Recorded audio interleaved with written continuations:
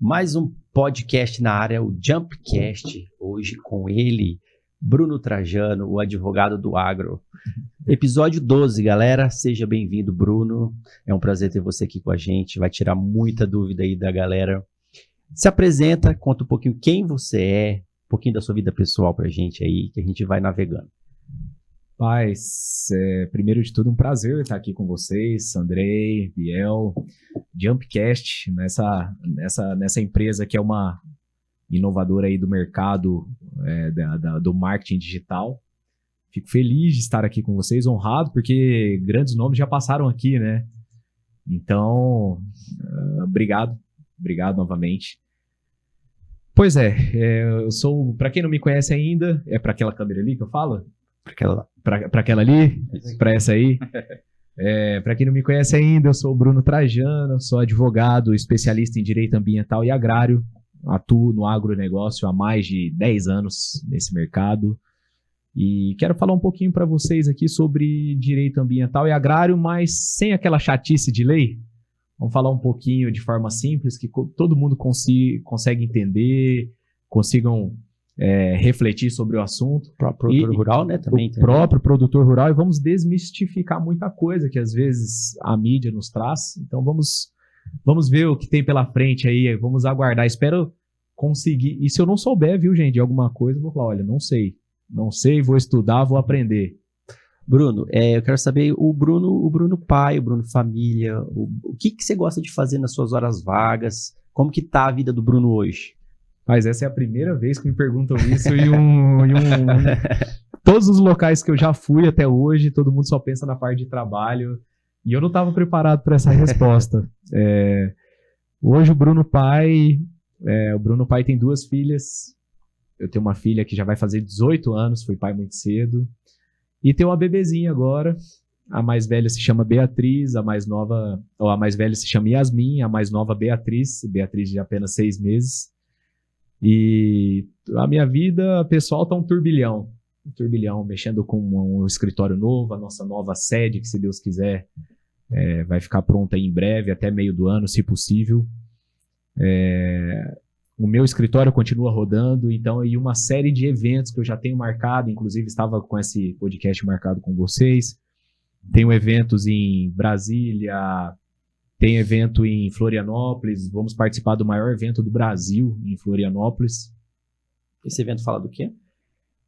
É o Direito Ambiental Experience. Os maiores nomes voltados para o direito ambiental e agrário do Brasil estarão reunidos lá e todo ano tem em Floripa. Esse evento acontece tem poucos anos, é um evento relativamente novo, mas eles concentraram em um só local os maiores nomes do Brasil. E eu tive a honra de ser convidado e, além do mais, eu fui convidado a ser embaixador do evento, porque não existia ninguém da região norte que participava desse evento. E aí eu sou embaixador do Direito Ambiental Experience. Então é uma coisa a mais na minha agenda, além da família, da minha esposa, da Bárbara. Bárbara, um beijo. Dificilmente falo da minha esposa. E aí, além de conciliar tudo isso, mais os eventos de palestra, tentando ajudar advogados, que é uma coisa que eu acho que nasceu comigo, tentei deixar isso de lado, mas não teve como. Então isso estava enraizado em tentar ajudar a advocacia, ajudar nos ensinos. Sempre palestrei, tentei parar por um tempo e não consegui. Mesmo tendo todo esse turbilhão, continuo fazendo eventos para a OAB, a convite, palestras, etc. De onde surgiu o interesse por advocacia? Então, criança, pensava, você é advogado quando crescer, assistia um filme, alguma coisa assim? Que eu já quis ser advogado quando era criança. Aí foi passando o tempo e desisti, né? E o seu, como é que foi? Eu falo que advogar é uma coisa de maluco, né? Uma vida totalmente não descontrolada, mas fora do comum, assim. Não é uma coisa que não existe um cronograma exato para a advocacia. Mas o que me fez chegar até a advocacia? Uma das coisas que me fizeram chegar até aqui, na advocacia ainda mais especializada para o agronegócio, foram problemas familiares. Meu pai, no ano de 2003, eu tinha 13 anos de idade, meu pai sofreu diversos autos infracionais, tendo imóveis, meu pai é produtor rural.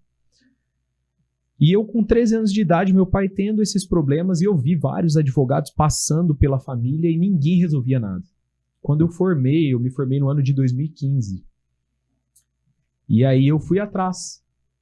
Antes de formar, eu já estava me especializando e buscando esse assunto, porque eu via dentro de casa. Falava, ninguém resolve isso aqui, alguém tem que resolver isso aqui. Ninguém resolve. Então comecei a buscar, comecei a me especializar. Um ano antes de formar, já comecei uma pós-graduação. Quando eu terminei a faculdade, 12 processos caíram no meu colo. Familiar. Tudo familiar, 12 processos, e eu nunca tinha advogado. Aí eu entrei como estagiário, recebendo um salário mínimo, praticamente estagiário de um escritório de advocacia, para aprender a trabalhar em processos e para começar a atuar nos processos do meu pai. E graças a Deus a gente veio trabalhando, para vocês terem ideia, de 2003, o último processo está findando agora esse ano. Então são anos, um pouquinho de anos de trabalho aí, né? Desde quando eu formei até hoje, trabalhando em processos que eram lá de 2003.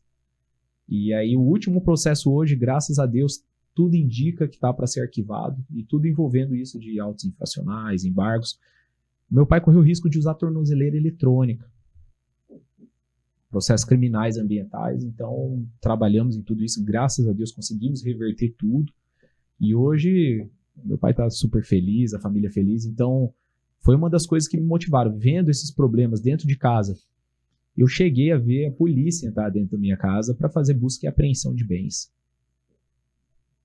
Então, coisas que as pessoas, isso eu nunca falei para ninguém. Isso é coisa relacionada ao agro. Tudo relacionado ao agro, porque o agro gera execução fiscal, que a cobrança não pagou, tem um bloqueio de bens.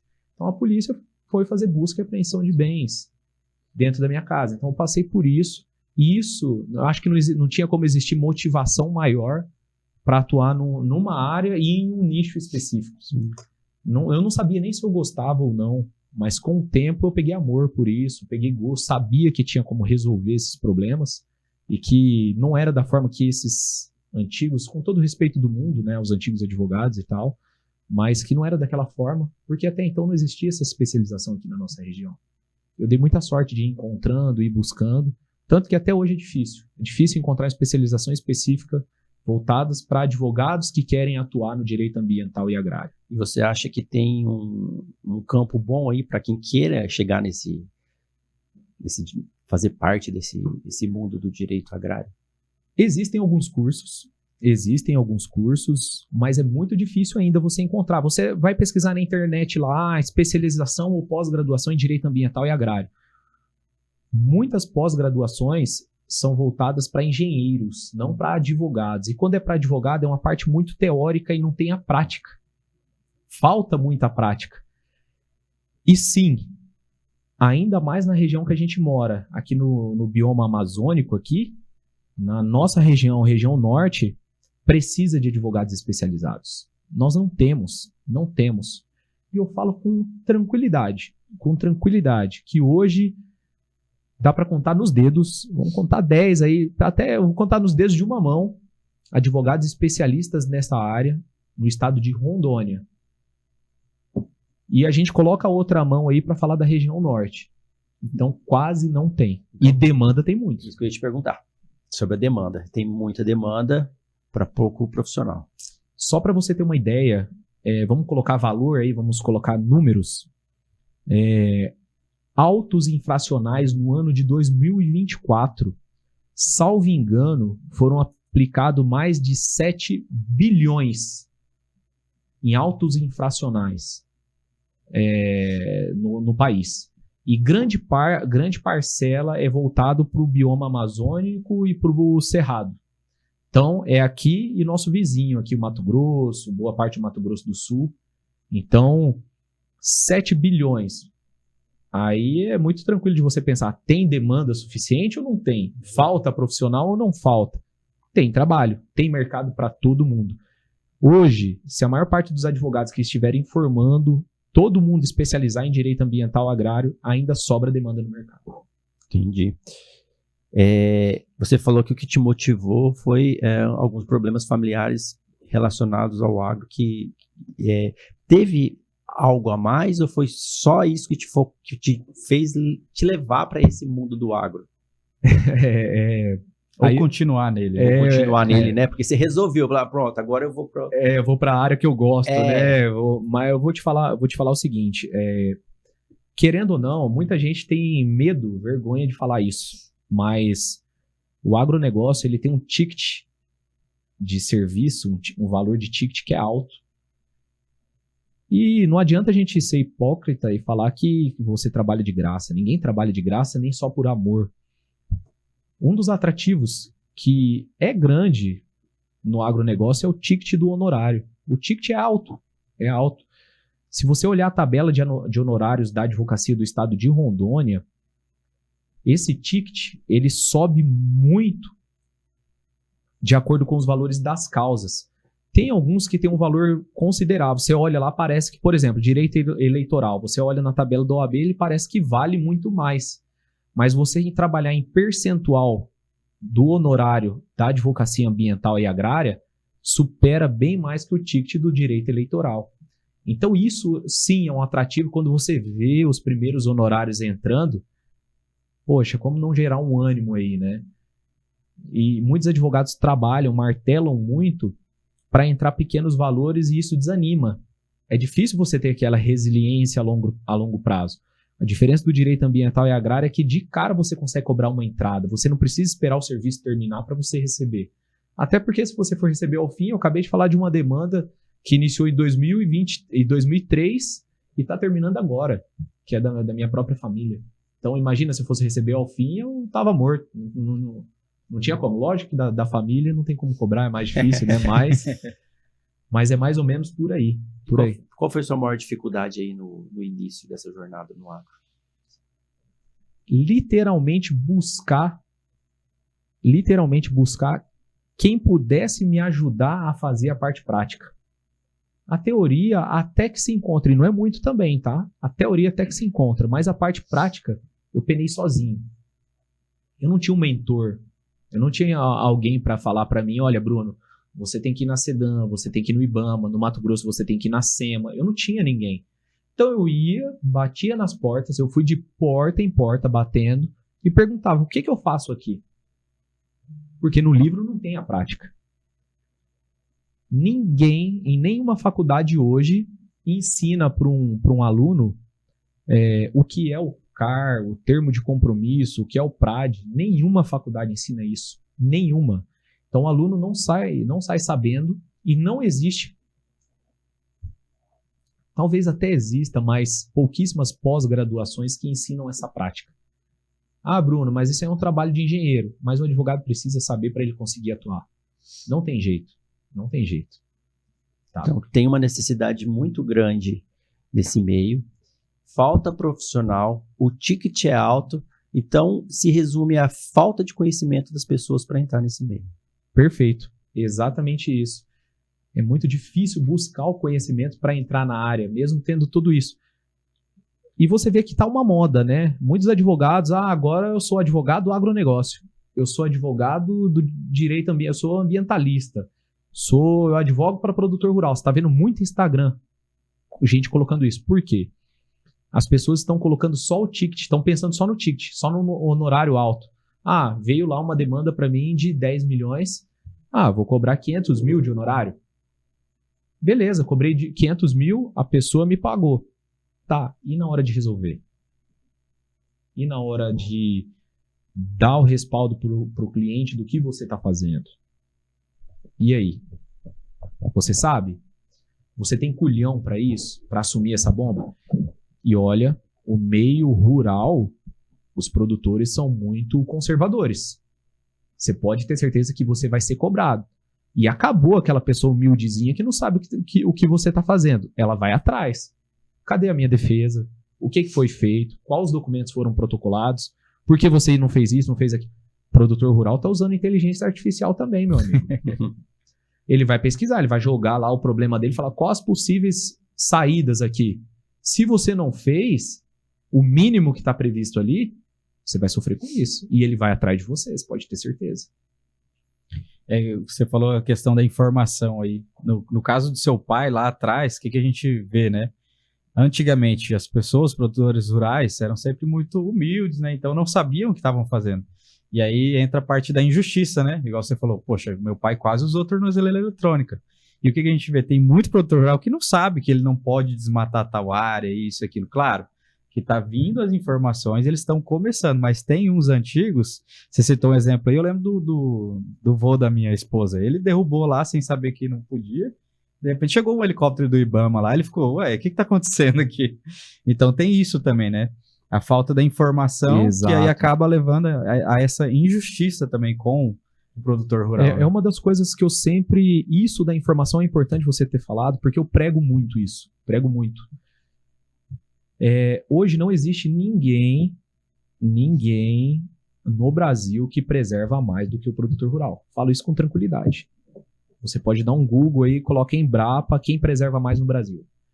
O produtor preserva mais do que o Estado, preserva mais do que terra indígena, preserva mais do que os indígenas, preserva mais do que qualquer outro grupo. Então, preserva mais que o próprio país. Preserva mais do que a União, os produtores rurais. Preservam mais. Tá. E nós estamos tentando multar, estamos tentando... eu vou até usar a palavra pesada, assim, estamos tentando massacrar o produtor rural, sendo que é ele quem mais preserva. E se nós ensinássemos ele que aquilo que ele está fazendo é bom, que aquilo é positivo, e incentivássemos ele a fazer isso? Será que não seria mais interessante, né, ao invés de tentar só punir? É uma coisa que eu prego e isso eu acho importante. E voltando um pouquinho ao que você falou sobre o avô ou o bisavô veio, desmatou e não sabia. Só que existiu uma cultura lá atrás para isso. Quando aqui não era ocupado, o meu avô veio aqui com o pedido do INCRA para ocupar essa região. O meu avô veio aqui a pedido do INCRA e a pedido do INCRA para abrir. Então, era uma das condições para que o imóvel fosse dele, era abrir. E posteriormente isso mudar, o que ele abriu ser considerado um crime, isso é um absurdo. Bruno, mas a lei diz isso. Sim, eu concordo. A gente está falando aqui no campo do concreto, do que existe. Mas a lei pune hoje. Não, beleza, a gente está aí para resolver isso. Mas tudo que é legal é moral? Tudo que é legal é moral? Não. Não. E isso eu não vejo como uma coisa moral. Meu avô veio aqui e abriu porque o INCRA pediu para ele abrir, senão ele perderia aquele imóvel. E posteriormente o embargo é considerado como imprescritível. E tratam aquela pessoa, aquela área, ele deu a vida naquilo ali, foi aquilo que ele construiu. Aí embargam, ele não pode mais usar. Posteriormente ainda, você está usando uma área embargada, ainda multam.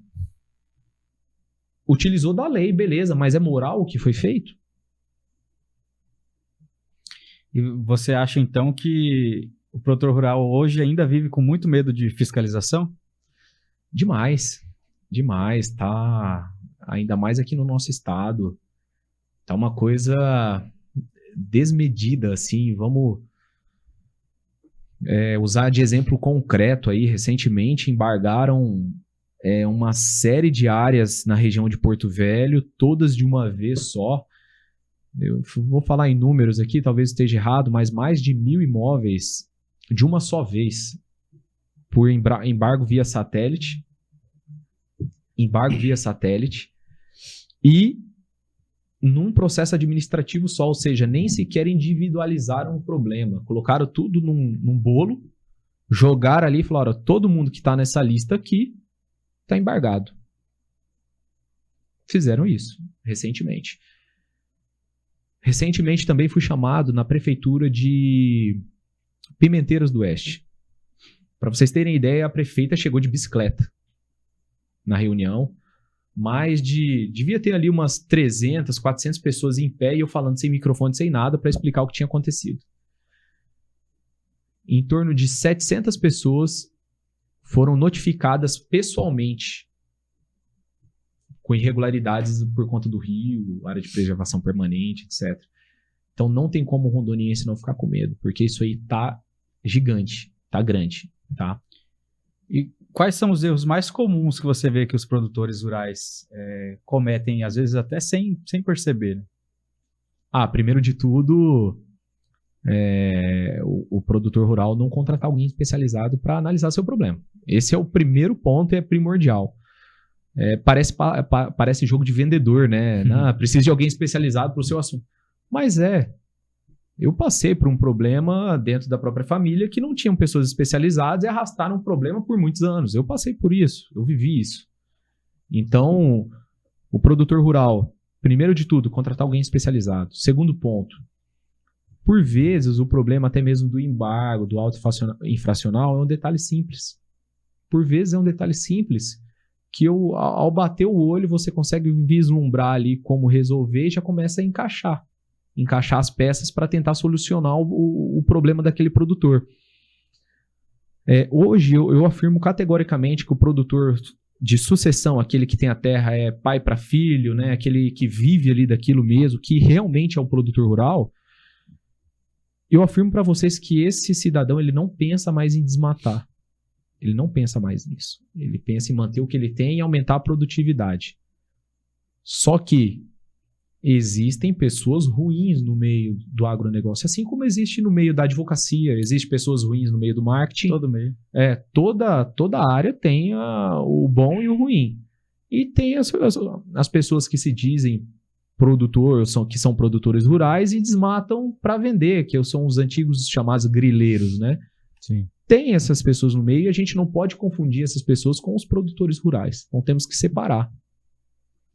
Qual é o erro mais comum que você acredita que os produtores rurais mais cometem? O erro mais comum? Então, hoje, na parte de regularização mesmo do imóvel, é o erro mais comum, que essa falta de regularização é o que gera o principal problema, o problema campeão do nosso estado é o embargo. Esse é o problema campeão. O segundo problema é a questão de documentação dos imóveis. Mas a questão do embargo, envolvendo a regularização, os produtores não sabem como funciona essa engrenagem da regularização. Aí que entra a advocacia especializada para ensinar o produtor como é que funciona essa engrenagem da regularização. E é o que falta no nosso estado. Então você vê como que é um novelo aí de lã que vai se esticando. O advogado não tem advogado suficiente que ensina o produtor rural a como regularizar ambientalmente seu imóvel. Consequentemente, o imóvel do produtor fica embargado e, consequentemente, o produtor não consegue entregar seu grão, seu gado. Então, tudo girando em torno da falta de advogados especialistas no nosso estado. E você acredita que tem muita desinformação nesse meio aí que atrapalha? Aí eu vou te voltar à pergunta. A desinformação para o produtor rural, para os advogados ou para a população em geral? Para os produtores rurais, no caso. Desinformação tem muita desinformação sim, porque tem muita gente agindo de má fé no meio, tem muita gente vendendo serviço que não consegue cumprir, tem muita gente vendendo promessa que não tem embasamento. Como a gente costuma ver aí, vou alongar o seu débito rural sem juros, vou reduzir, me paga tanto. Não é bem assim que funciona, existe um manual para isso. O embargo é a mesma coisa, não é uma promessa, não tem como chegar e prometer, vou prometer, vou tirar seu embargo. Não é assim que funciona. Não é assim que funciona. Eu vou anular sua multa. Não é assim que funciona. Cada caso é um caso. Existem as possibilidades de anulação de multa, existem as possibilidades de alongamento, existem as possibilidades de retirada de embargo? Existem. Só que toma muito cuidado, o produtor tem que tomar muito cuidado para aquela pessoa que está vendendo. Se a pessoa está vendendo uma promessa de realmente causa ganha, eu vou retirar, eu vou anular, dá um passinho para trás, porque não é bem assim que funciona. Não é bem assim que funciona. Dá para afirmar, então, que tem produtor rural que está perdendo dinheiro por falta de uma assessoria jurídica especializada? Sem sombra de dúvidas. Em várias áreas, em vários campos. Vamos trazer isso aí do alongamento de débito rural? Às vezes o produtor ele teve uma quebra de safra, ele teve um problema ali, ele não conseguiu colher o que estava previsto. Beleza, não conseguiu colher.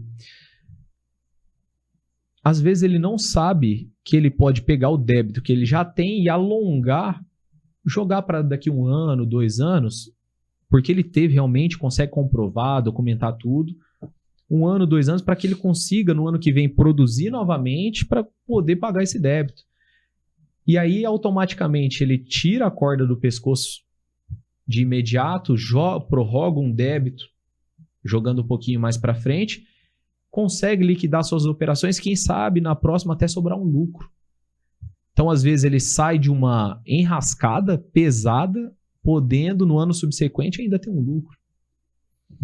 E você falou ali sobre o embargo, né? Você pode afirmar, então, que o embargo hoje é o problema ambiental que mais gera prejuízo para o produtor rural hoje? Hoje é um dos que mais geram prejuízos aqui no estado de Rondônia.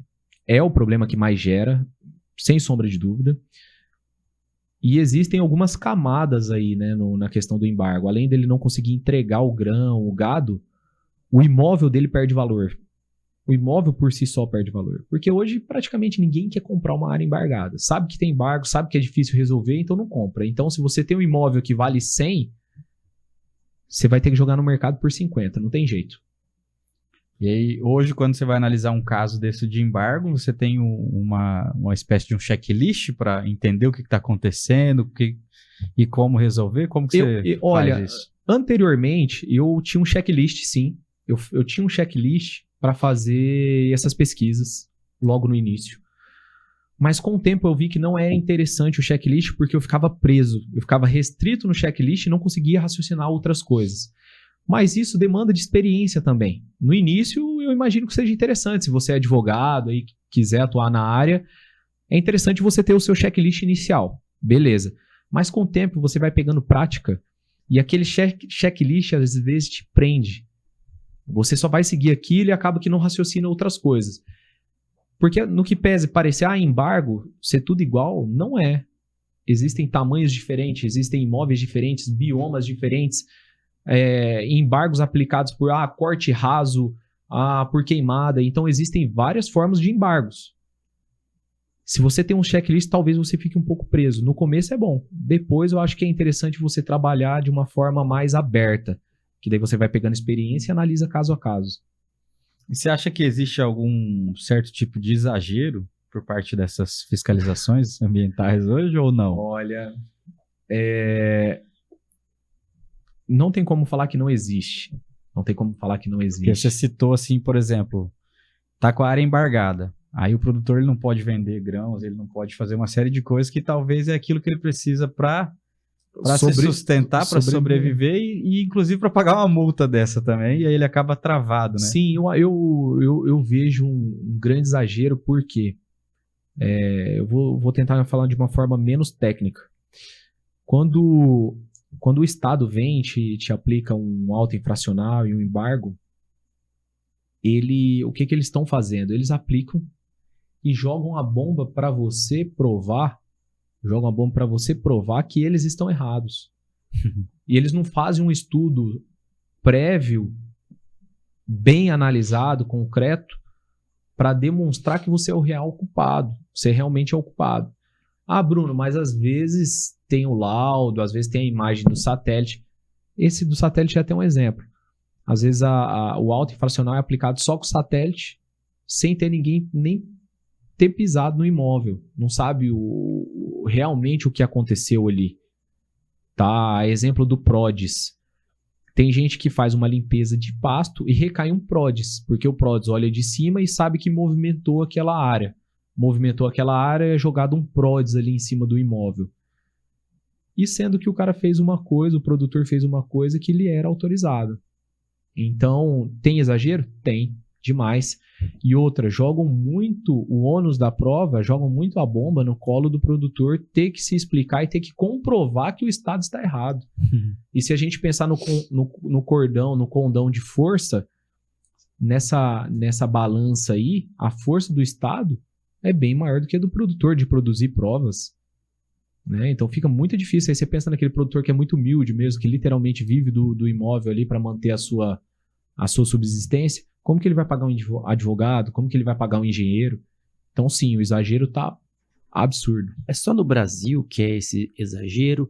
Tem algum outro lugar do mundo, por exemplo, que serve como referência para nós? Olha, nossos países vizinhos aqui estão caminhando legal. estão caminhando legal nesse quesito. Vou dar um exemplo aqui da Bolívia. Hoje, não estou falando que é para aplicar isso no Brasil, mas eu estou demonstrando que esses países estão buscando Solução. os nossos investidores, porque o produtor rural é um investidor, ele investe na terra. Então, eles estão buscando os nossos investidores aqui, os nossos produtores. Por quê? Eles estão criando facilidades atrativas, e os produtores realmente estão migrando para a Bolívia, para o Paraguai, até para o Uruguai. Vou dar um exemplo aqui da Bolívia, para não ficar muito extenso. A Bolívia hoje você precisa ter só 10% de reserva. 10% de reserva. Hoje, no bioma amazônico, nós precisamos ter 80% de reserva. E aí, você que é produtor, você prefere plantar em 90% ou só 20%? Então, tem gente que está vendendo imóvel aqui, comprando, ainda assim está mais barato o imóvel lá, comprando imóvel lá. E a produção dele, terra boa, pelo que falaram aqui, nas nossas divisas são terras médias para altíssimo nível de plantio, de colheita. Tem gente ali no primeiro ano que por hectare já está colhendo mais de 80 sacas. Para você chegar em 80 sacas aqui no Brasil, é uma terra muito bem organizada, muito bem trabalhada. Então, tem gente no primeiro ano já colhendo isso. Então, tem países aí que estão pensando mais na parte econômica do que na parte ambiental, do jeito que o Brasil está pensando. E vamos ser sinceros, a parte econômica nossa não está tão legal assim, não. E por que você acha que o Brasil é tão travado quanto a isso? Já vou emendar aqui. Você acha que o produtor rural ainda é tratado como um vilão no Brasil? Ah, com certeza. Com certeza. O produtor rural é mal visto, né? A mídia impõe isso para essa sensação brasileira aí. Vocês mesmos já devem ter escutado queimar é crime? Sim. Sim, o pessoal prega que sim. E se eu falar que queimar não é crime? Queimar sem autorização é crime. Então colocaram tudo num balaio de gato aí. É verdade. Então são coisas que incentivam a demonstrar. Porque daí você passa no imóvel rural, tá queimando. Ó, criminoso. Às vezes não sabe. Você não sabe. Ele tá com autorização. Ah, Bruno, mas você falou do imoral e do imoral, do legal e moral. Mas queimar, por exemplo, não é imoral. Existe o prazo específico para isso, foram feitos estudos para que liberasse essa autorização. Ela não é liberada aleatoriamente. Na época certa. Na época certa, no período certo, onde que pode ser que a chuva venha logo em seguida. O ato de criminalizar o produtor, ele é relativo, ele tem essa entrância aí, vamos dizer, com essa situação que você havia perguntado sobre essa questão do... Vamos colocar os embargos especificamente. É um jogo de interesse que, se a mídia não tiver o apoio da população para manter esse jogo de interesse, não é interessante. Se a população for contra a mídia, falar, não, peraí, o produtor não, é ele que mantém o nosso PIB aqui e tal, a pressão contra a mídia teria que gerar um benefício para o produtor. Então, gerando um malefício, é o melhor dos mundos para que a população não recaia sobre o governo que está causando os embargos, causando as multas. Então, vamos lá. Essa pressão que é internacional, ela existe. O embargo, que é uma pressão internacional, ela existe. A parte internacional, ela controlando a questão do embargo, ela controla o fornecimento nos seus mercados internos. França. Se nós despejarmos muito grão ou carne, como que fica no mercado? Como que fica a carne e o grão da soja ou da França, por exemplo? Perde valor. Se eles conseguirem retirar o nosso grão ou carne do mercado, sobe o valor do produto deles. Então existe esse jogo de interesse do mercado. Não só a França, mas próprios Estados Unidos, a própria China, que é a nossa maior compradora de grãos hoje. Então, vamos segurar mais com a questão de embargo agora, vamos retirar um pouco essa restrição. Tudo intencional. Tem uma força internacional visando isso. Até porque, como eu falei lá no começo, nosso produtor rural ele é campeão em preservação. Ponto final. Perde 80%, né? Vamos para caso concreto aqui. Você entende que, nesses casos que você pegou, que já teve também produtor rural que foi afetado por um erro de contrato ou até um contrato que foi feito para prejudicá-lo, assim? O que você indicaria nesse sentido? Isso aí na parte contratual, a relação contratual, isso é muito comum, tá? Nós vemos hoje na relação contratual, vamos falar de compra e venda de imóveis. Hoje se trabalha muito com sinal, né? Me dá tanto aqui para segurar esse negócio. O que eu tenho visto de sinal, de que nem praticamente nem existe. Vou dar o último exemplo aqui, caso concreto. Meu cliente deu um sinal e essa pessoa que vendeu esse imóvel já tinha vendido para mais 3. Nossa.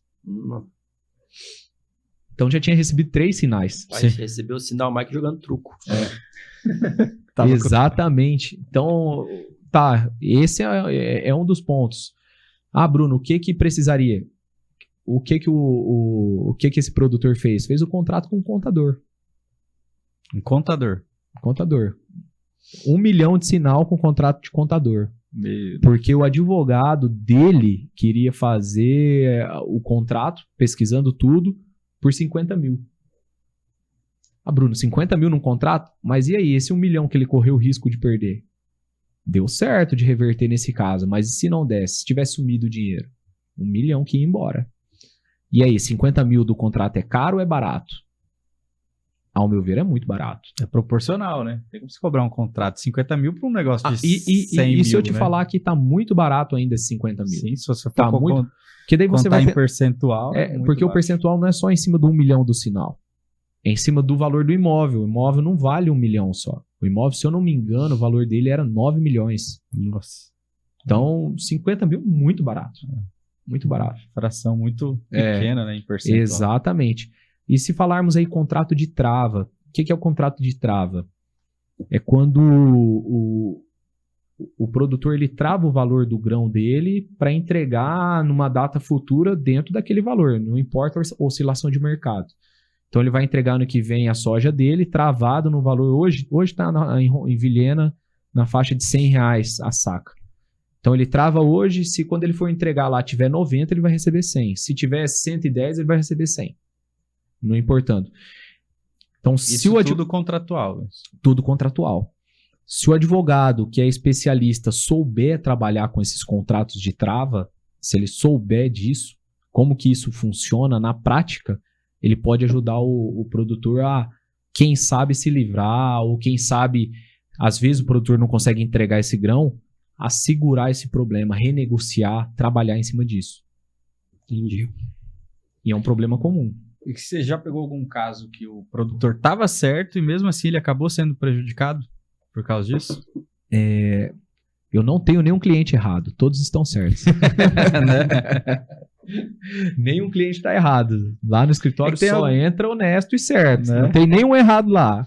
Só assim, eu e a mãe deles que considera certo. Viu? A gente consegue identificar alguns que realmente erraram, né? E aí você vai trabalhar a favor dele. Mas e algum que você falou, não, realmente o cara estava certo e mesmo assim foi prejudicado? É mais comum do que parece, sabia? É mais comum do que parece. Aí volta no que você falou do exagero do Estado.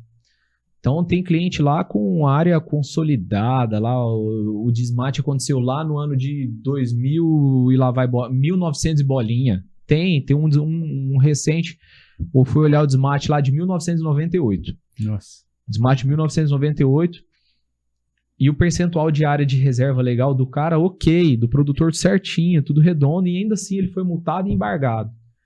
E é comum acontecer isso. É comum. Bruno, é possível reverter esse caso? É possível. Sendo advogado especialista na área, é possível reverter esse problema. Tem algum caso assim que você considera um prime seu aí que você pode compartilhar com a gente? Então, para a OAB, nós não podemos falar de causas de sucesso. Nós não podemos falar assim, eu ganhei tal causa, eu tive sucesso em tal causa. Vamos no cenário hipotético, então. Hipotético? Cenário hipotético. Eu gosto de utilizar de cenário hipotético aí, eu prefiro usar da minha família, porque eu tenho autorização do cliente, que seria o meu pai. E foi muito importante para você. Para mim foi um marco, né? Um marco de início, assim, de eu descobrir que é possível buscar uma solução para esses problemas. Então eu tenho autorização do cliente, não estou falando como, o que eu resolvi especificamente, mas que é possível contornar tudo isso. E digo mais, uma coisa que eu posso dizer com tranquilidade. Todo embargo é possível remover. Todo embargo? Todo embargo é possível remover. Depende do até onde o cliente quer ir. Existem alguns que não precisam fazer nada, só com a defesa, ok. Mas existem outros embargos, por exemplo, que o cliente precisa regenerar uma boa parte da área dele. Ele está disposto a isso? Se ele tiver, tem como tirar o embargo. Então é por isso que eu falo, Bruno, todo embargo tem como derrubar? Tem como derrubar todo o embargo. E eu falo com tranquilidade, só que depende até onde o cliente quer ir. Uma dúvida pessoal aqui. Digamos que ele está com a área embargada dele por um desmatamento que foi feito e ele tem que fazer um reflorestamento, digamos. Ele pode, em outra área dele, fazer isso ou tem que ser exatamente naquela? É possível, só que daí entra no jogo da legislação, do antes de 2008 e do depois de 2008. Vou explicar de uma forma simples e rápida. Se você desmatou antes do ano de 2008, você pode ter desmatado até 50%. A lei diz 80%, mas você tem que ter 80% de reserva. Só que se foi antes de 2008, você tem a benesse de ter 50% aberto do seu imóvel. É uma benesse. Só que, Bruno, e os 30% que falta? Aí você pode compensar. O nome disso se chama compensação. Aí você pode buscar uma área do mesmo bioma, não precisa ser na mesma cidade. Sendo do mesmo bioma, aí você utiliza aquela área de reserva de mata fechada para compensar esses 30% que falta para chegar nos 80%. Entendi, perfeito. Falando um pouquinho sobre prevenção, é viável, pergunta leiga minha, é viável o produtor rural procurar um advogado para fazer um check-up ali Com para certeza. ver se está tudo ok? Com certeza. Eu estive viajando o interior de todo o estado de Rondônia. Várias cidades. Eu vou dar um exemplo de cidade para vocês que é de Rondônia. Já ouviram falar em Isidolândia? Não, eu já andei. Isidolândia, Nova Califórnia. Nova Califórnia já ouvi falar. Nova Califórnia, Isidolândia. Aí, não. interior, Costa Marques, enfim. E eu vim fazendo trabalho preventivo. O que seria esse preventivo? Preventivo é descobrir quais os problemas que ele pode ter, ou às vezes que ele já tem e nem sabe. Então, às vezes, ele tem o CAR está irregular, tem um desmate irregular, ele está mexendo com um grão assim, assim, assado, não está legal, ou o contrato dele não está legal. Esse é um preventivo que a gente faz, analisando todo o histórico, o que você está fazendo, o que você vai fazer, não só histórico, mas a pretensão futura. E dali, a gente faz um mapeamento, fala, olha, com isso aqui você corre risco de ser multado, com isso aqui você corre risco de perder grão, com isso aqui você corre risco daquilo, disso. Então a gente faz então o preventivo é extremamente importante. Vou te dar um exemplo prático e rápido de preventivo. Se você tiver um desmate na sua área, você deu entrada no PRA, você analisou o seu CAR, deu entrada no PRA, assinou o termo de compromisso, automaticamente, mesmo com aquele desmate, você não pode ser multado porque você já tem o termo de compromisso. Você não pode sofrer a multa. Então, o preventivo te salvou de uma multa. Por isso que é importante. Igual medicina, né? Às vezes você só vai quando tá arrebentado. Ir lá olhar antes, né? Homem normalmente não gosta de ir em médico. E geralmente, o público que chega até você já chega todo arrebentado ou chega mais para preventivo? O mais comum é chegar com a água no pescoço, já se afogando. E muita gente, e por conta da economia atual, né? Muita gente sabendo que tem que, querendo ou não, muitas coisas tem que ter um investimento. Uma regeneração tem que ter investimento. Fechar algum local com cerca tem investimento, isso é gasto. Às vezes o produtor literalmente não tem dinheiro para fazer aquilo. Ele fala, olha, eu vou ter que deixar e explodir a bomba mesmo, ou eu vou ter que me afogar, que eu não tenho condição de fazer isso.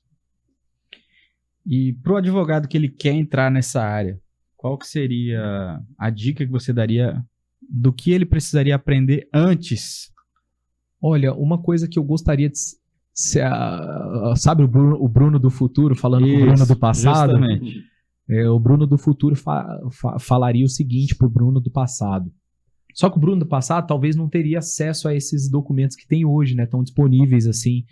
Mas eu falaria o seguinte: ler precedentes, ler julgados relativos aos casos, para entender como o sistema judiciário está funcionando e está pensando sobre isso. Esse seria o principal ponto.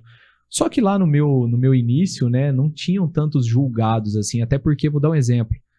Existe um documento muito importante chamado termo de compromisso, que os produtores fazem, que é junto com o Estado e tal, e esse documento é muito difícil de se conseguir.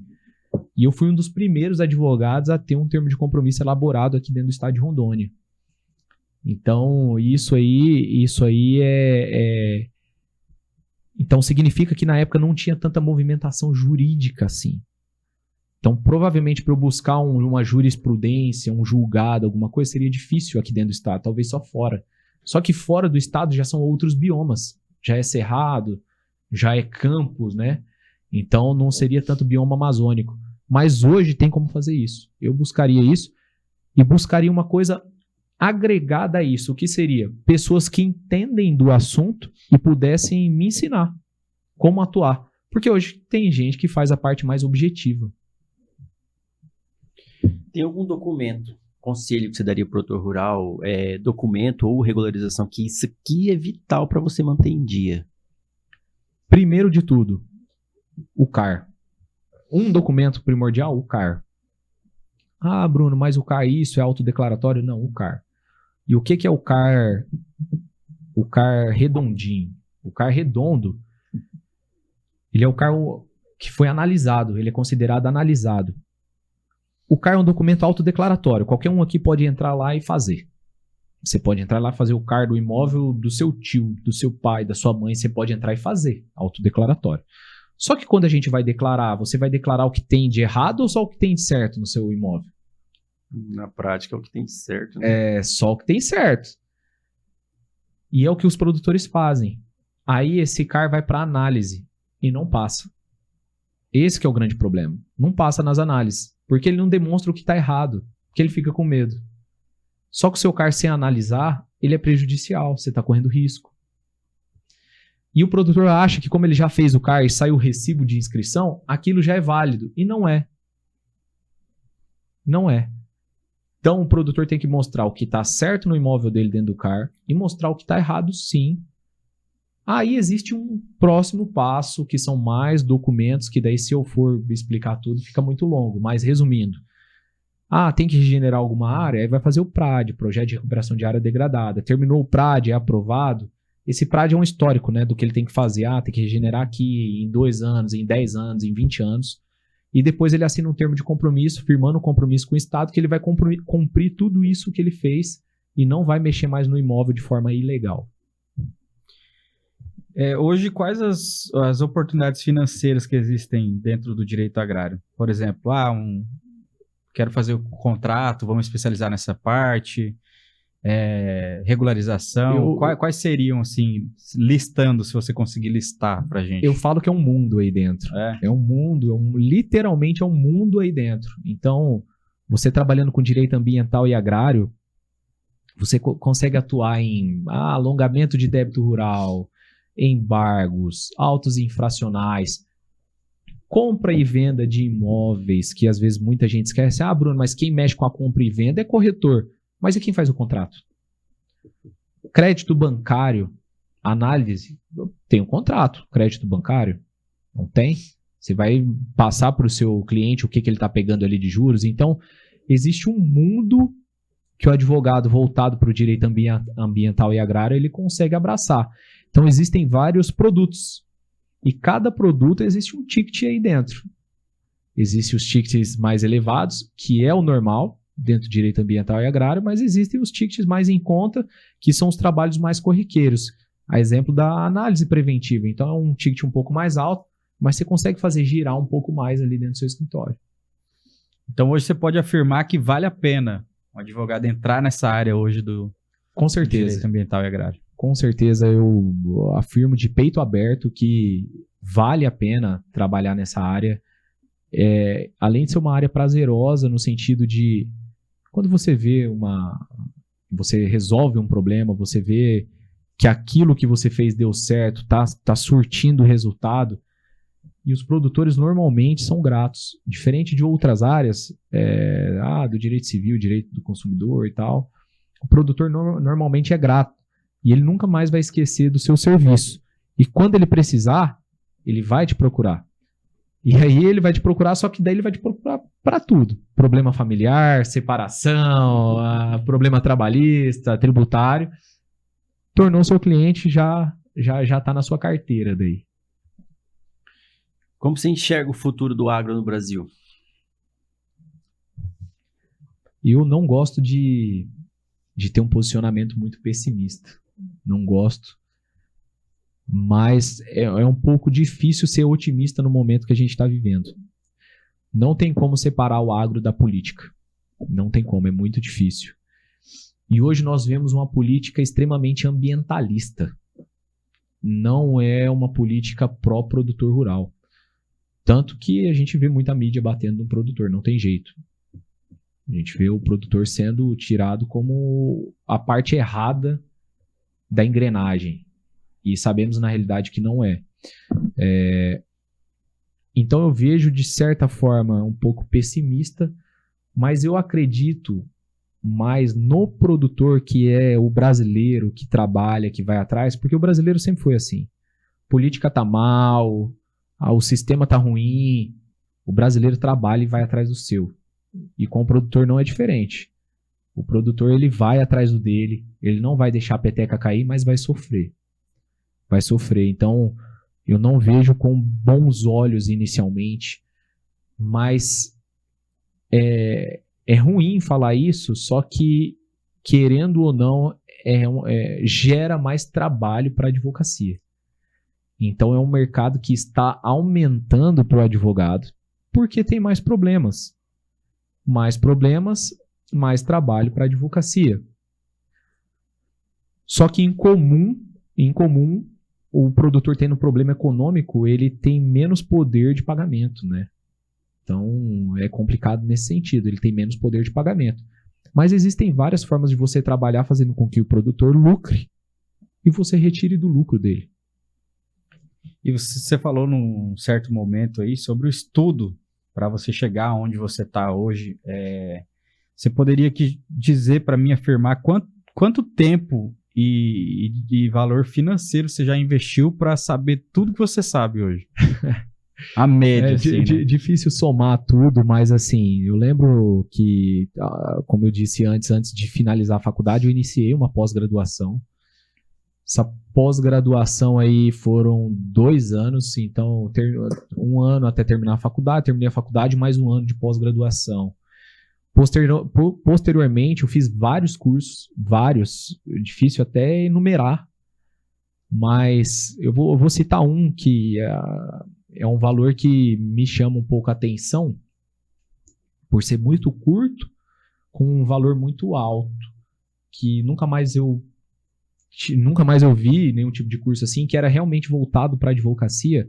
Na época, salvo engano, eu paguei em torno de R$64 mil em um final de semana. Né, de quinta a sábado, acho que foi alguma coisa assim, ou de sexta a domingo. E mais ou menos esse ticket, falando de valor. Sim. E hoje, só que para somar tudo, assim, é difícil, porque foram inúmeros cursos. E com o tempo que as coisas digitais foram... Antigamente eu tinha que viajar, né? Esse curso aí, na época, eu fiz... Foi em São Paulo. Mas aí eu já fui para Brasília mesmo. Já fiz curso em Brasília. São Paulo algumas vezes. Já fui para Minas. Então, alguns locais que eu já fui aí para fazer curso que é difícil mensurar. Mas esse curso em específico me chamou a atenção... Porque foram vários profissionais que estiveram presentes nesse curso, 100% voltado para a advocacia, coisa que eu quase não vejo mais hoje. Então, todos eles focados em fazer o advogado trabalhar. Só que uma coisa que é interessante, mesmo nesse curso, hoje, eu olhando lá atrás, os professores que me deram aula na época eram professores e não advogados. Então, eles tentaram ensinar uma prática que eles possivelmente não tinham. Sabiam na teoria, mas... dificilmente... Na teoria, a prática é outra. Né? Exato, é isso. Foi na teoria, a prática é outra. Eles tentaram ensinar a prática, mas eles não tinham a prática de lidar com isso, porque eram professores. Professor da PUC, professor da Largo de São Francisco, tal. Vários professores num cursinho de especialização de um final de semana. Até hoje é difícil achar um curso assim, com professores assim, mas... Eu imagino que um professor especialista na prática talvez possa ajudar muita gente. E qual conselho que você daria para quem quer crescer nessa área hoje? Da advocacia, do direito agrário, ambiental? Para quem quer crescer é ter calma. Se você quer atuar nessa área, tem que ter calma, tem que ter paciência. Não é rápido. Não adianta eu falar aqui para vocês que vai ser do dia para a noite e você vai conseguir uma causa de 20 milhões, 10 milhões, 5 milhões. Não é assim que funciona. Você tem que ir criando seu know-how ali, tem que ir trabalhando aos poucos. Vai começar com o pequenininho mesmo. Às vezes, se eu falar aqui das pessoas que moram em Rondônia mesmo, dificilmente alguém não tem um parente que tem um problema ambiental. Porque todo mundo aqui tem um tio que tem um sítio, tem um parente que tem uma chácara, e esses locais têm problemas ambientais. Difícil quem não conhece alguém que tenha. Então você começa aí. E esse seu primeiro cliente, que às vezes você faz até o serviço gratuito para aprender, esse vai ser o seu carro-chefe para venda. Essa vai ser a sua primeira venda. E eu indico aí, começar o primeiro passo daí, no âmbito familiar mesmo. E a faculdade às vezes fala pra gente, não advoga para família. Não advoga para família. Realmente, é complicado advogar para familiar. Sim. Mas você pegando uma pessoa da sua família, primeiro que ela vai ficar agradecida de ter um serviço ou muito barato ou até de graça, né? Gratuito ali. Segundo, você vai começar a criar uma prática.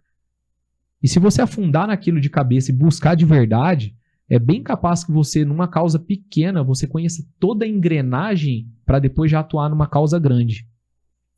Porque hoje um auto infracional de 10 mil é o mesmo trabalho de um auto infracional de 1 milhão. Se você tivesse um mentor com o conhecimento que você tem lá atrás, você cortaria um caminho grande, né?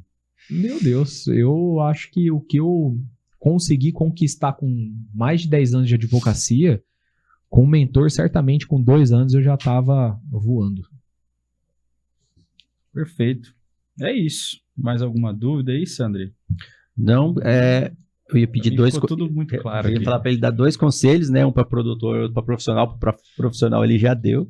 Então, um conselho aí que você acha dica de ouro para o produtor rural. E eu vou repetir então um conselho para os advogados que querem iniciar, vou repetir um conselho, e para os produtores. Para os produtores, busque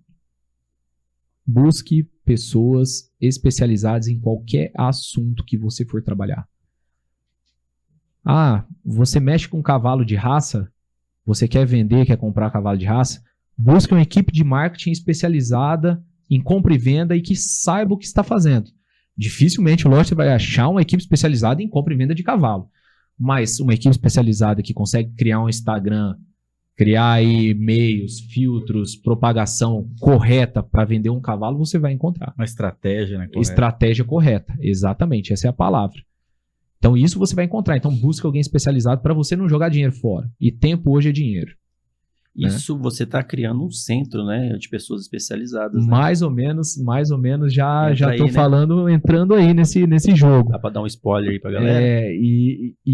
Uma dica que eu dou para o advogado pro advogado que quer atuar na área do direito ambiental e agrário e quer iniciar, hoje dá para você buscar quem saiba atuar na prática e na teoria junto. Só o professor não vai te ensinar legal a prática. E só quem tem a prática, que normalmente é quem atua só no agronegócio, não vai te ensinar a teoria do direito ambiental. Essas são as dicas. E sobre a questão do centro do produtor rural, o spoiler aí é que é um local que a gente está querendo centralizar todo o trabalho que é voltado para o agronegócio e para o direito ambiental. Então, se o produtor ele precisa de qualquer serviço, vou fazer um alongamento, eu quero fazer um alongamento de débito rural, frustração de safra. Lá dentro a gente vai ter engenheiro que faz isso, nós vamos ter advogados especialistas na área que fazem isso, advogados tributaristas, parte de contadoria, laudo, tudo que faça. Uma equipe integrada que faça todo esse tipo de serviço. A alta infracional, nós vamos ter um engenheiro lá que vai analisar o seu CAR, vai analisar seus documentos, vai elaborar os laudos necessários. Preciso fazer o meu marketing para o meu cavalo de raça. Vai ter equipe lá especializada que vai trabalhar com o nosso marketing. Eu sou advogado e quero a sua equipe de marketing, quero a sua equipe de venda para fazer trabalho para mim. Nós vamos disponibilizar para você também. Shopping pro... Quem quer trabalhar com agronegócio, se você é produtor rural, se você quer trabalhar com agronegócio, nós vamos ter lá todo um ecossistema, que vai atender você. O que eu gosto de falar é que se o produtor rural quiser cortar a unha dele lá dentro, a gente vai cortar a unha dele lá dentro. Muito bom. E é isso. É isso, das perguntinhas que eu tinha para fazer. Alguma coisa que queira acrescentar? Acho que falamos bastante já, né? Bastante. Já deu para falar um bocado. As dúvidas aqui a gente conseguiu tirar, né? As dúvidas que a gente tinha colocado nas caixas de pergunta antes, enfim. Show de bola. Foi mais voltado a isso mesmo, para saber tanta dúvida daquele advogado que quer entrar na área, quanto do produtor, né? Perfeito. E dos curiosos, né? Perfeito. É isso então, finalizamos mais um episódio do nosso Jumpcast com o Dr. Bruno Trajano e até a próxima. Obrigado, até a próxima. Fechou. Boa. Valeu. Tem um corte aí.